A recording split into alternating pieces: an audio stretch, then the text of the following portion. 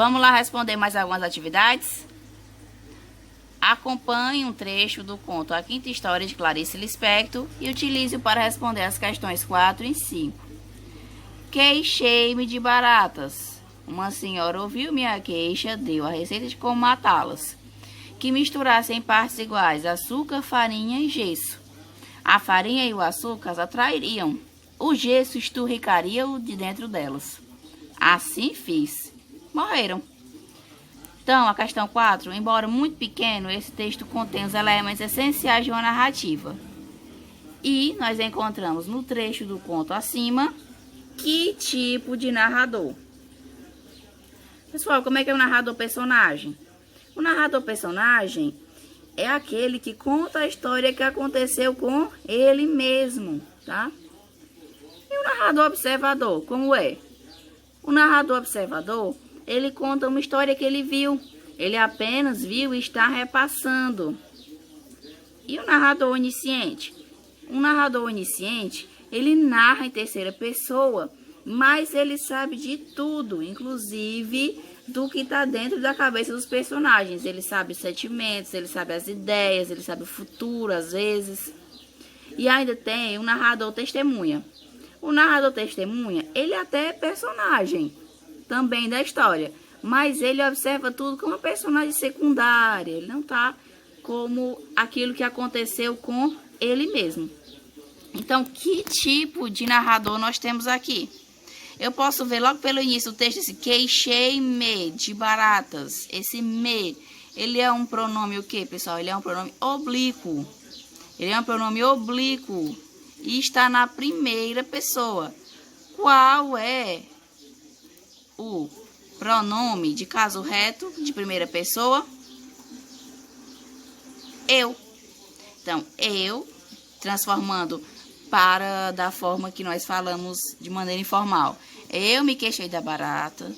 Tá? Uma senhora ouviu quando eu estava fazendo a queixa e ela deu para mim a receita de como matá-las. Então, a gente percebe que não só está sendo narrado em primeira pessoa, como é um fato que aconteceu com o próprio narrador. Tendo isso, eu tenho aqui um narrador personagem. A questão 5 pergunta qual é o foco narrativo da história. Ou seja, quer saber em que pessoa foi narrada. A gente acabou respondendo isso na questão anterior, na 4, mas tudo bem, vamos dar uma revisada aqui. Na letra A, pergunta, o foco narrativo é impessoal? Como é que é uma narração impessoal? Como é que fica uma oração impessoal? Lembra que a gente trabalhou isso mais no início da aula? Nós vimos a seguinte frase, faz 2 dias que aconteceu tal coisa. Quando eu tenho esse verbo fazer no sentido de passar o tempo, ele não se refere diretamente a nenhuma pessoa do discurso. Ele não é a primeira pessoa, nem a segunda, nem a terceira, nem singular e nem plural. Então, eu digo que esse verbo ele é impessoal, porque ele não se refere a nenhuma pessoa do discurso. O conto ele é narrado em terceira pessoa. Foi alguém que viu e resolveu contar? Não. O foco narrativo, ele está em primeira pessoa? Sim. Quem está contando a história é com quem a história realmente aconteceu. Então, nós vimos até na questão 4, pela desinência verbal e também porque nós vimos o pronome oblíquo, me. E nós sabemos que em primeira pessoa, o pronome de caso reto, né, que corresponde a ele é eu. E nós sempre trabalhamos que o eu, né, aquela pessoa com quem a história aconteceu, que está contando, é porque ele é um narrador em primeira pessoa. Agora vamos ler mais um conto para a gente poder responder a questão 6. Atrás do balcão, o rapaz de cabeça pelada e avental olha o criolão de roupa limpa e remendada, acompanhado de 2 meninos de tênis branco, um mais velho e o outro mais novo, mas ambos com menos de 10 anos. Os 3 atravessam o salão, cuidadosa, mas relutantemente, e se dirigem para o cômodo dos fundos, onde há 6 mesas desertas. O rapaz, de cabeça pelada, vai ver o que eles querem. O homem pergunta enquanto fica uma cerveja, 2 guaranás e 2 pãezinhos. 220. O preto concentra-se a aritmética e confirma o pedido. E que tal o pão com molho? Sugere o rapaz. Como? Passar o pão no molho de almôndega. Fica mais gostoso. O homem olha para os meninos. O preço é o mesmo, informa o rapaz. Está certo. Os 3 sentam-se numa das mesas de forma canestra, como se o tivessem fazendo pela primeira vez na vida. O rapaz de cabeça pelada traz as bebidas e os copos e em seguida, num pratinho, os 2 pães com meia almôndega cada um. O homem, e mais do que ele, os meninos, olham para dentro dos pães, enquanto o rapaz cúmplice se retira. Os meninos aguardam que a mão adulta leve solene o copo de cerveja até a boca. Depois, cada um prova o seu guaraná e morde o primeiro bocado de pão. O homem toma a cerveja em pequenos goles, observando criteriosamente o menino mais velho e o mais novo, absorvidos com o sanduíche e a bebida. Eles não têm pressa, o grande homem e os seus 2 meninos, e permanecem para sempre, humanos indestrutíveis, sentados àquela mesa. E a questão 6 pergunta: o tipo de tempo empregado no conto acima foi? Bom, vocês sabem a diferença entre o tempo cronológico e psicológico? E o que significa ser linear ou não? Então vamos revisar isso rapidinho.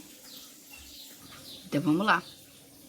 O tempo cronológico, vou colocar apenas a letra C. Ele é um tempo linear. O que significa linear?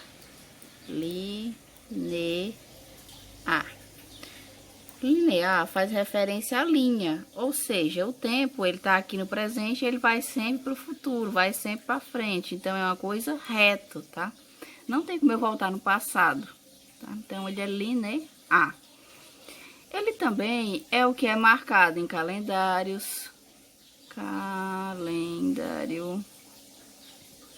relógios. É como realmente o tempo passa. Relógios.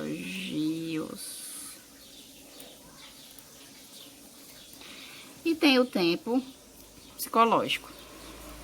O tempo psicológico, ele é subjetivo. O que eu quero dizer com subjetivo? Não tem nada a ver com o que está passando realmente no relógio ou no calendário. Ele é subjetivo. A pessoa está, por exemplo, pensando em alguma coisa, ela não sabe exatamente que horas são no relógio. O que acontece? Ele não precisa ser linear. Por quê? Porque o personagem, ele pode, na história, de repente, contar algum flashback, né? Contar uma coisa que aconteceu no passado, algo que vai acontecer no futuro. Então, aqui, eu posso falar de coisas tanto do passado, como também do futuro, sem necessariamente eu estar voltando mesmo para o passado e sem estar realmente indo para o futuro, tá? Aqui na questão, ele fala cronológico, mas com narrativa não linear. Ou seja, ele usa o tempo do calendário normal do relógio, mas ele não tá andando sempre para frente. Pessoal, em algum momento aqui na história, os personagens foram ao passado, através de alguma lembrança, ou pensaram em alguma coisa do futuro? Não. Então, essa questão aqui tá errada, porque o tempo aqui é retratado de forma linear. Então, aqui, ele é psicológico, mas com a narrativa linear. Esse tempo que tá passando na crônica, gente, é subjetivo. Só dentro do personagem que tá acontecendo? Eu acho que não. E na letra C, ele é psicológico, com a narrativa não linear? Não, totalmente errado. E aqui na letra D, ele é cronológico, ou seja, passa para todo mundo igual, não foi uma coisa subjetiva, e com a narrativa linear, ou seja, sempre indo para frente, ninguém pensou em coisas passadas nem futuras, e nem narrou nada nesses outros tempos? Sim. Então, o correto aqui é a letra D. Agora vamos resolver nossa 7ª e última questão. E fala assim: acompanhe um trecho do conto Missa do Galo, de Machado de Assis, e utilize para responder o que se pede. Talvez esteja aborrecida, pensei eu, e logo alto. Dona Conceição, Creio que não vão sendo horas e eu... Não, ainda é cedo. Vi agora mesmo o relógio, são 11h30. Tem tempo. Você, perdendo a noite, é capaz de não dormir de dia? Já tenho feito isso. E eu, perdendo uma noite, no outro dia estou que não posso? E meia hora que seja, hei de passar pelo sono. Mas também estou ficando velha. Que velho o quê, dona Conceição? Terminando isso, a gente tem nossa questão 7, que pergunta: o tipo de discurso empregado no texto do conto acima foi? E essa pergunta nós respondemos facilmente porque nós já vimos na aula um pouco mais cedo. Lembra que o discurso direto ele é marcado exatamente pelo uso do travessão? Então, esses travessões aqui fizeram com que a resposta ficasse na cara. Trata-se de um discurso direto. Porque, gente, como é que é o monólogo? O monólogo, o autor fala com ele mesmo. É como se estivesse falando consigo mesmo, com a voz dentro da sua própria cabeça. Sozinho, ele não fala para os outros. O discurso indireto é quando há um resumo da fala, tá? Sem colocar o travessão, sem colocar exatamente as mesmas palavras.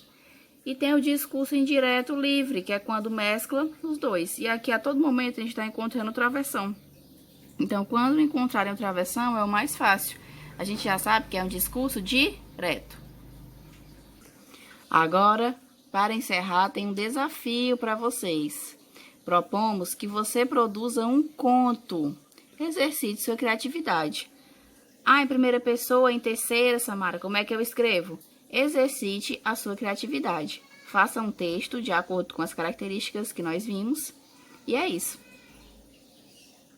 Por hoje é só isso, pessoal. Concluam o desafio e até a próxima aula.